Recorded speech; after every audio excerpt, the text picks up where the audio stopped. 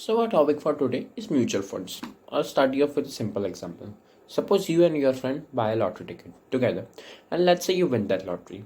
Now who will get all the money? Of course you two, probably in equal amount or in the proportion of money contributed by each for purchasing the ticket. Mutual funds perform the same function. It combines people's resources and earnings are distributed to the people. A mutual fund is a collective investment that pulls together the money of a large number of investors to purchase several securities like stocks, bonds, fixed deposits, etc. When you purchase a share in mutual fund, you have a small stake in all investment included in that fund. What makes mutual funds so interesting is that common investors don't have the money to invest in costly shares of large corporations.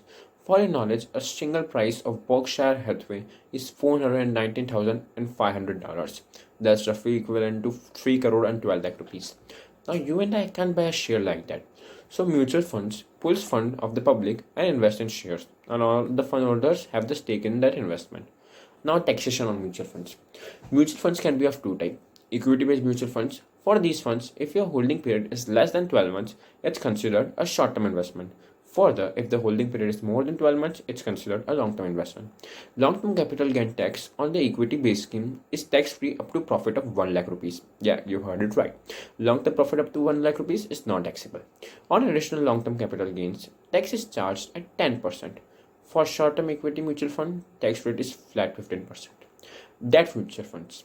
When holding period is less than 36 months, the tax is charged as per your income slab. For a holding period of more than 36 months, tax is levied at 20%. Types of mutual funds. Passive funds. You remember when we were in school, there was a student who would copy the topper's answer sheet and get the same marks as the topper. Well, that's what passive funds do. They copy a set benchmark, mostly an index fund. They will copy all the activities of that fund and will try to get the same result as an index fund. Example of an index can be Sensex or Nifty. Active funds. Any fund which is actively managed by a fund manager is known as active fund.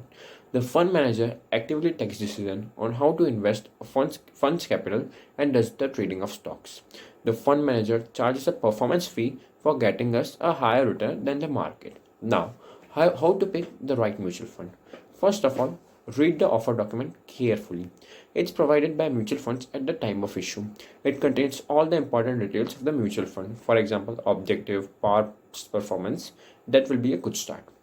Match the objective of fund with yours. Every mutual fund has a specific objective, and based on the objective, they decide on the different factors like asset allocation, risk, dividend payouts, tax benefits, themes, focus, etc. You need to read the offer document of the fund and attentively identify whether the fund objectives meet your investment needs in terms of above mentioned factors.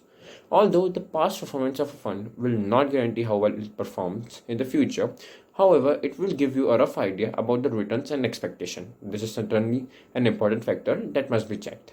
Thank you.